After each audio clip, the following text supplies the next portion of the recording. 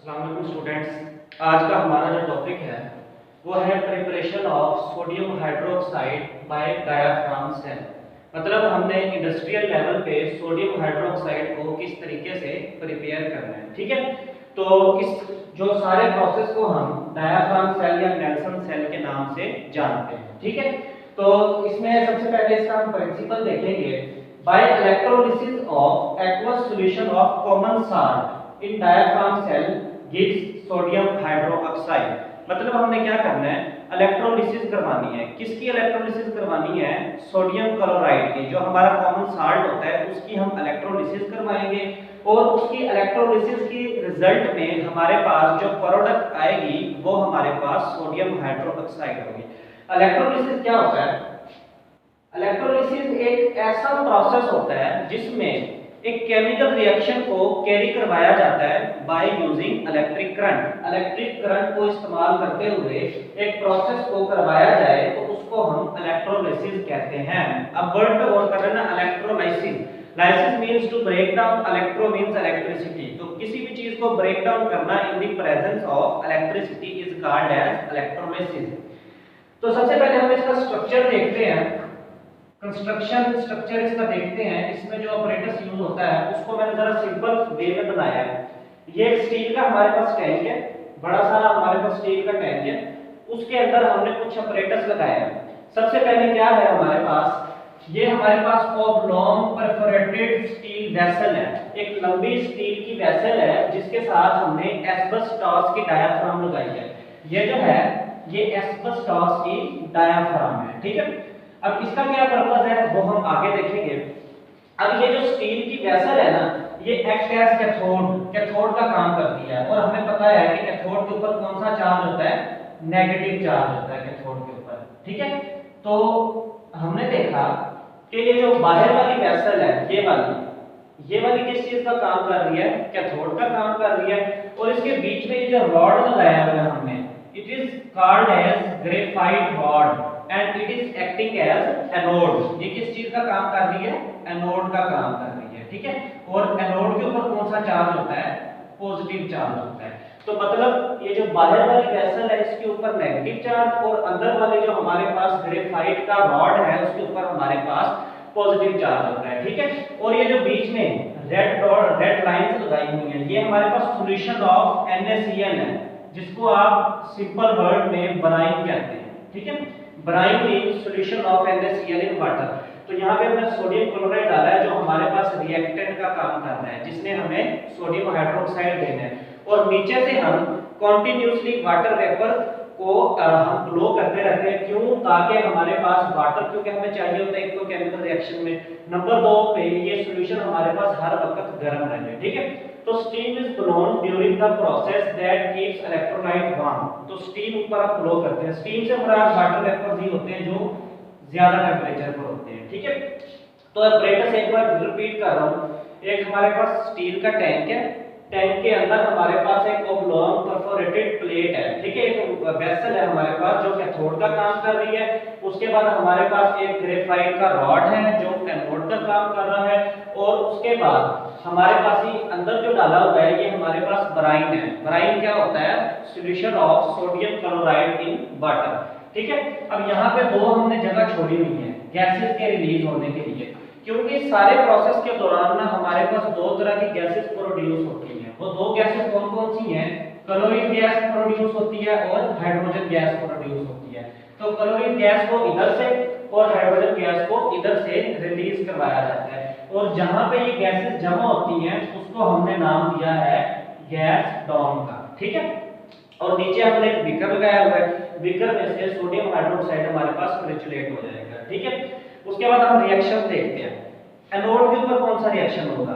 अब होगा क्या? इलेक्ट्रोलिसिस में क्या होता है? इलेक्ट्रोलिसिस में जब इलेक्ट्रिक करंट पास करवाया जाता है किसी भी सॉल्यूशन से तो वो स्प्लिट हो जाता है अपने आयंस में। अब सोडियम क्लोराइड था, तो सोडियम क्लोराइड में से जब करंट पास करवाया जाएगा तो NaCl जो है ये स्प्लिट होगा आयंस में, Na पॉजिटिव और Cl नेगेटिव में। ठीक है, अब हमें इस बात का पता है कि नेगेटिव वाले जाएंगे एनोड के पास और पॉजिटिव वाले जाएंगे कैथोड के पास, ऑपोजिट चार्जेस के पास ये जाएंगे। तो क्लोरीन गैस थी, ये हमारे पास क्लोराइड आयंस, सॉरी अभी क्लोरीन गैस नहीं बोलना इसको क्लोराइड आयंस बोल रहे हैं, ठीक है। तो क्लोराइड आयंस हमारे पास एनोड के पास आए, एनोड पे आके इन्होंने अपने 2 इलेक्ट्रॉन रिलीज किए, 2 क्लोराइड है तो एक क्लोराइड ने 1 इलेक्ट्रॉन तो दूसरे ने 2, टोटल 2 इलेक्ट्रॉन रिलीज किए और ये क्लोरीन गैस बन के यहां से एस्केप हो गई हमारे पास, ठीक है।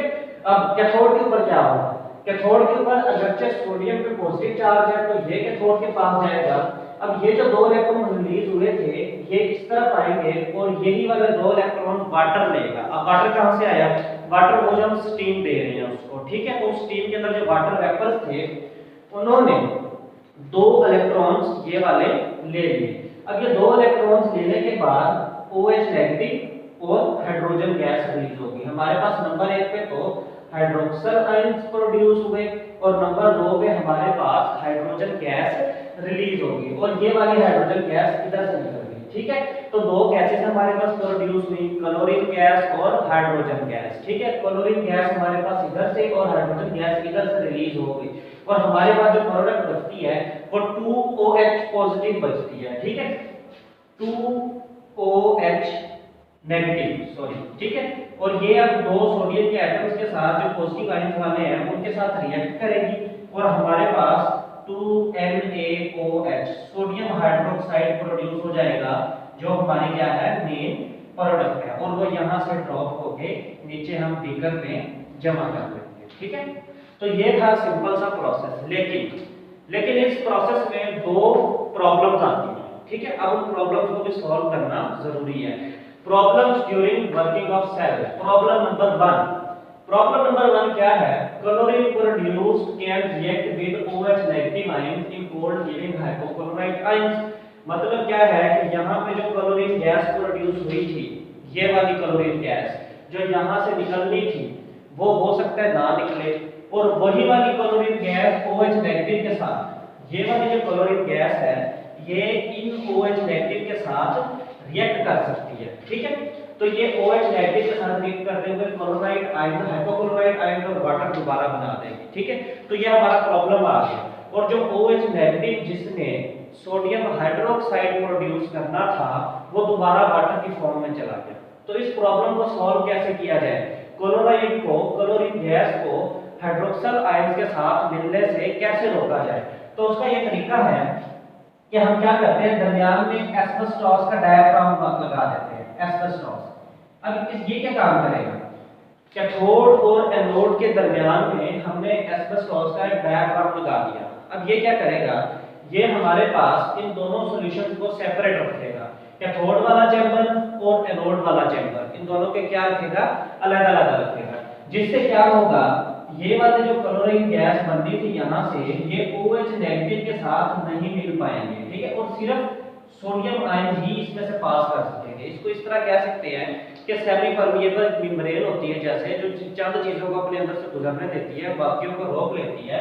इसी तरह से एस्बेस्टॉस भी वही फंक्शन करेगा, सोडियम आयन को तो गुजरने देगा जो ये बनाए हुए हैं, ठीक है, सोडियम आयन को गुजरने देगा लेकिन क्लोराइड आयन को रोक लेगा और ये क्लोराइड आयन हाइड्रोक्सल के साथ नहीं मिल पाएंगे और हम ये प्रॉब्लम से छुटकारा हासिल कर लेंगे, ठीक है। प्रॉब्लम नंबर 2 क्या है कि OH negative ions may be attracted towards anode. OH negative ions anode की तरफ अट्रैक्ट हो जाते हैं, वो कैसे, क्योंकि हमने देखा है कैथोड के ऊपर पॉजिटिव चार्ज होता है, एनोड के ऊपर नेगेटिव चार्ज होता है, ठीक है। तो अब एनोड के पॉजिटिव चार्ज ने इसको अट्रैक्ट कर लेना है, OH नेगेटिव को, जो हाइड्रोक्सल आयन बन रहे हैं इसको वो अपनी तरफ अट्रैक्ट कर सकता है, ठीक है। तो उससे बचाने के लिए हम क्या करेंगे, अब देखो अगर ये अट्रैक्ट करता है तो OH नेगेटिव वहां जाकर डिस्चार्ज हो जाएगा, वाटर बना देगा, ऑक्सीजन गैस बना देगा और इलेक्ट्रॉन्स वापस रिलीज कर देगा जो यहां पे उसने इलेक्ट्रॉन एक्सेप्ट किए थे, ठीक है।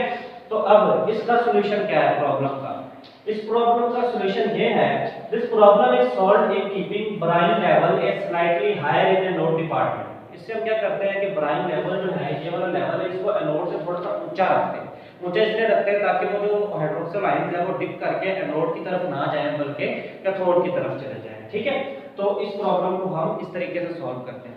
तो हमने ये देखा कि दोनों प्रॉब्लम्स में मसला वो हाइड्रोक्सल आयंस का है, क्योंकि ये सारे रिएक्शन के अंदर अपने OH नेगेटिव आयंस को प्रोड्यूस करने थे, जिसमें क्या करना था, सोडियम हाइड्रोक्साइड के साथ रिएक्ट करके, सोडियम के साथ रिएक्ट करके सोडियम हाइड्रोक्साइड बनाना था। ठीक है, तो हाइड्रोक्सल आयंस का प्रॉब्लम इधर भी आ रहा था, इधर भी आ रहा था।